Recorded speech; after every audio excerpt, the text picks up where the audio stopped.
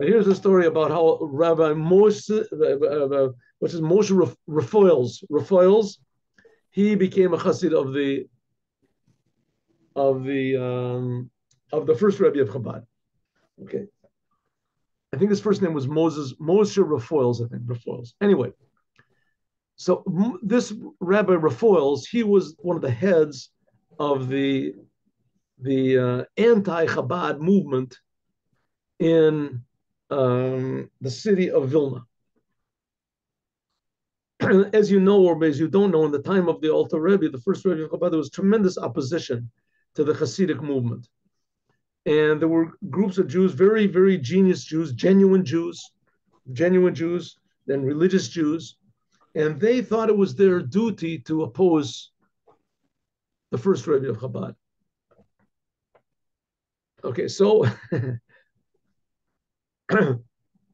the head of the community in Vilna, which Vilna was one of the big strongholds of the bastions of this, that's where the Gaon of Vilna was.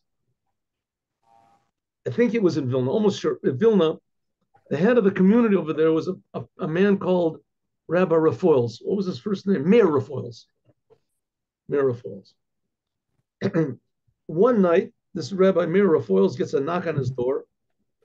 A rainy, cold night, opens up the door, and there's this lady standing there, sopping wet, with an old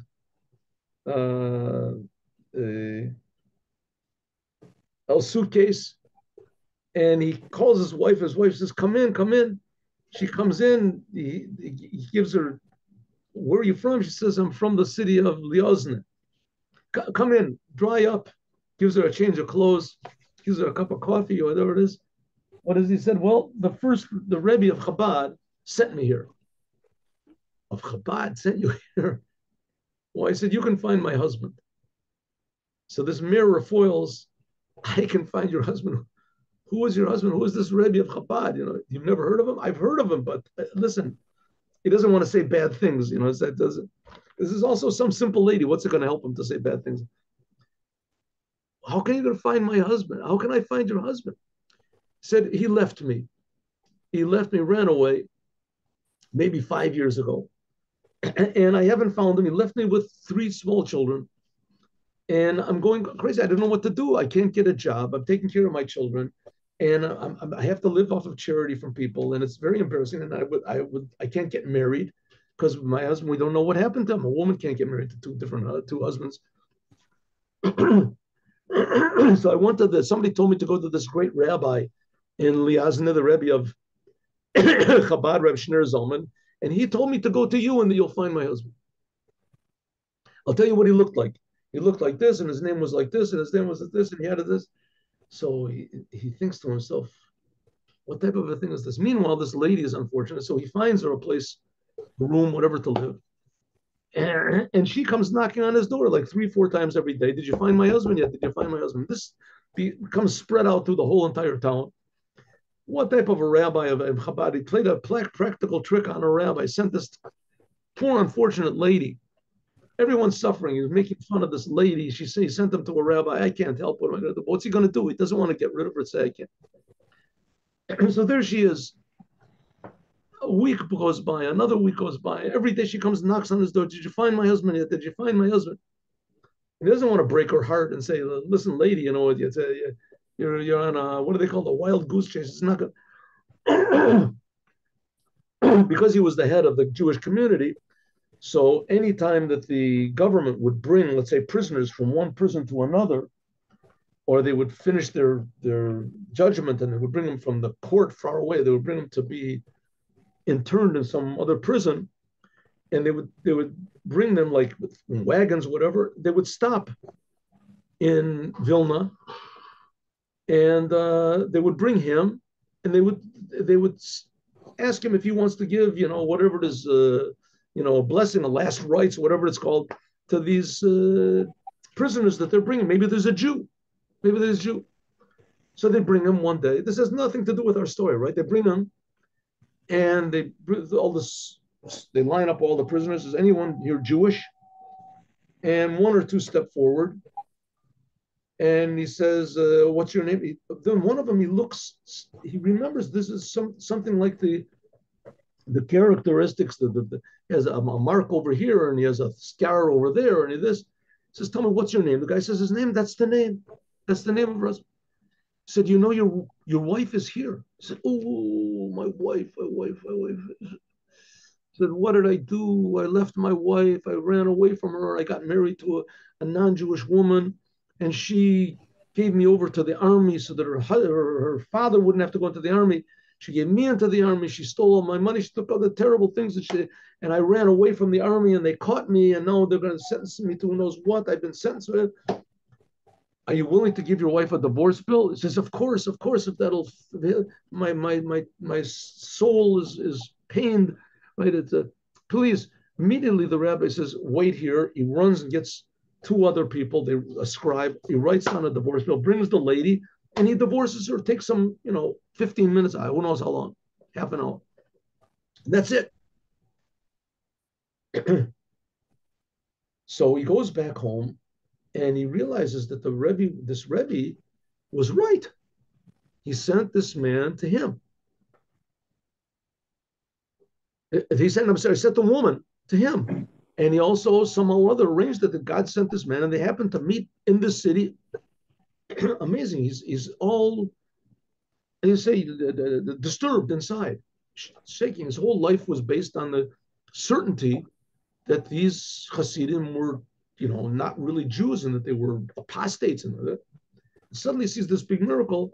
He's thinking, listen, maybe it happened with witchcraft. Maybe that, why, witchcraft? To what? Just to benefit this lady, to benefit the man. Okay, there was in the city, in Vilna, there was a big a printing press. And there were two brothers that ran this printing press. And someone came and made up a story about them, that they were hiding money from the government or whatever. And no one was willing to defend them. Couldn't find a lawyer. And they had all these false witnesses that were against them, people that were jealous of them, whatever the reason was.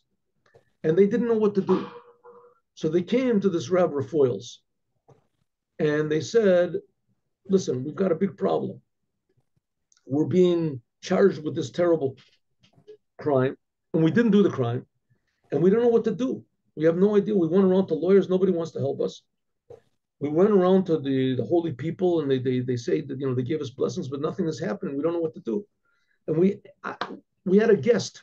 One of us had a guest on Shabbat, and they saw that we were worried. The guest saw we were worried, and he asked us what we're worried. We told him what we're worried about, and he said, "We'll go to the Lubavitcher Rebbe." Not Lubavitch. Lubavitch was from the second Lubavitch. Go to the Chabad Rebbe. I said, "No, Chabad Rebbe. I heard all sorts of bad things about it." They said, "No, those are all lies. It's just meaningless hatred. Those are just foolish. Go to him. I'm telling you, he's going to help you." So we didn't know what to do. We don't know what to do. We've heard so many bad things about this Rebbe of Chabad, and that he's, it's witchcraft. Who knows what? Can we go or should we not go? What do you think? It's our last chance. So Rabbi Meir Rafoil says, listen, don't tell anybody that I'm telling you this. And you should go that no one knows, not even your wife, not anybody. No one should know, but you should go. Go to see him. So I said, yeah, we should. He said, yeah, but do it in quiet, in secret, take another wagon, whatever you want to do, whatever means you can, that no one should know about this. Because if they find that I told you to go, it's going to be bad for all of us. He said, okay. So that's what they did. The next night, they crept out of their houses. They told their wives that they were going somewhere, that they had a secret place to go to. And they promised they weren't going to run away, because if they would run away, then they would put the whole house into prison, right? And they snuck away, and somehow or other they made it to put on disguises. They went to the Alter Rebbe. They came to the Alter Rebbe, the first Rebbe of Chabad, Reb Shneur Zalman, and they got in, and they told him the whole story. They were crying, please help us. They said, you can help. So the Rebbe says to them, it says in the Talmud that the kingship of heaven is like the kingship of the earth. Malkuta de Rekia ka'en Malkuta de Ara. and Malkuta Da'ara me'en Malkuta the Rakia. The kingship of the earth is like the kingship of heaven. Do you know why? And they said, Rebbe, we came because we're being accused of the punishment could be death. Please, can you help us? Give us an advice, give us a blessing. He said, but I asked you a question. Do you know why it is in the Talmud that it says that the kingship of the earth is like the kingship of heaven? Do you know why it is? They looked at each other like, they said, no, we don't know. But what about? He said, I'll tell you why. He said, because, for instance, the king of Russia, his name is Romanov. The Tsar's, the family name was Romanov. So, but nobody calls him by the name Romanov. They call him Tsar Nikolai, Tsar Alexander. They don't call him as the same thing with God. God's name is written Yud and then Hey and then Vav, but nobody calls him that name. You're not supposed to. You don't call him as he's written. You call him Adonai. That's the reason why. So they said, okay, but Rabbi, what about us? What about our this? And the Rabbi just looked down in a book and started reading. And they realized that that's it. The Rebbe had nothing to say. They went outside and they started weeping and crying. What are we going to do? He said, now we're even in worse trouble. We're going to go back. If anybody finds out we came here, our whole family is going to be ostracized. What are we going to do? Anyway, they ran back home. The trial is going to be in another week or 2 weeks, whatever. They had paid like a huge amount of money for bail. Somebody told them that all of a sudden it popped into their mind, listen, maybe we have a chance. There is what the minister of justice in Russia. It used to be then that all of the buildings of the government were in Petersburg. So they heard somewhere, they found somewhere, anyway, that the minister of justice was a religious person and that he was not an anti-Semite. And that maybe he might listen. And that every day he took a stroll in the gardens, the royal gardens in Petersburg. They took a royal stroll. He would take a stroll over there for like an hour. I guess all the ministers they had, each one had their hour or whatever it is they go there. So they said maybe we can make it. So they bribed people. They got to the Petersburg. They weren't even supposed to be there unless they have and they bribed the guard, gave them a lot of money, and they said that we have to meet this minister. And he said, okay, listen, I'm willing to turn my back, but if they ask you, don't tell them that I. He said exactly the opposite. I'm going to be walking together tomorrow, 8 o'clock in the morning, with the minister of justice. And if he suspects you, or if you get caught, I'm going to take out my sword and I'm going to kill you both as intruders. They said, okay, we're willing to do it, anything. They said, okay, but you have to go into the garden in the middle of the night and nobody's watching. You have to wait there and hide like 6-7 hours until 8 o'clock. I'm going to come out with the minister, and then you can crawl to him and beg for mercy, and maybe he'll listen to you. We're willing to do it, anything. So that's what it was. They went into the gardens, the royal gardens. They went in there at like midnight, and they're waiting there hour after hour, and it's cold. They bought blankets, whatever. And the sun comes up, and sure enough, about 8 o'clock, they see there's this guard that they were talking to, and he's walking together with this minister. But he sees that the guard is making like a motion to them. He sees them in the roads. He's going like this. They don't know what that means. Anyway, they come out on their hands and their knees. Please, please, mercy, mercy, have mercy, mercy on us. Or how you ever say mercy in Russian, I don't know. Have mercy on us, please, please. We have family. We're innocent. We didn't do anything. So he stands by. The guard pulls out his sword. Says, "Who are you? What are you doing?" Says, "No, we're Jews. We're innocent. We didn't do anything. Please." The minister says, "Stand up." They're standing up. What are you doing here? What do you want to? Please, we're not. We don't mean no harm. We mean no. Please, we're innocent. We've been charged. the minister says, "Oh, you probably think that I'm the minister of justice. You're saying you have a trial, you're innocent. I'm not. The minister of justice is sick, he doesn't feel good. He gave it over to me. I'm the minister of culture." And they say, "Oh, no, no, no, no, we're finished. What are we going to do?" And meanwhile, this guard is making himself, like he's pretending he's angry. "How did you get in here? You are going to get, I'm going to take you to the. All of a sudden, the minister of culture says, "Just one second, one second. You fellas, you said you were Jews?" They said, "Yes, yes, we're Jews. We didn't do anything." He said, "Look, one second, one second. You have a book, this book that you read. It's called, just one second, I wrote it down on a piece of paper. It's called the Talmud, right? You have a book called the Talmud." He says, "Yes." So listen, I was by the Tsar yesterday, and he asked me a question about your Talmud. He said that he heard that in your Talmud it is written that the kingship of the earth is like the kingship of heaven, and that the kingship of heaven is like the kingship of the earth. And he asked me to explain, and I don't know what to say. Do you have an explanation? Suddenly they thought, "Oh, this is what the Rebbe told us." They said, "Yes, yes, we have an explanation." He said, "God has a name. It's written in the Bible, but we don't say that name.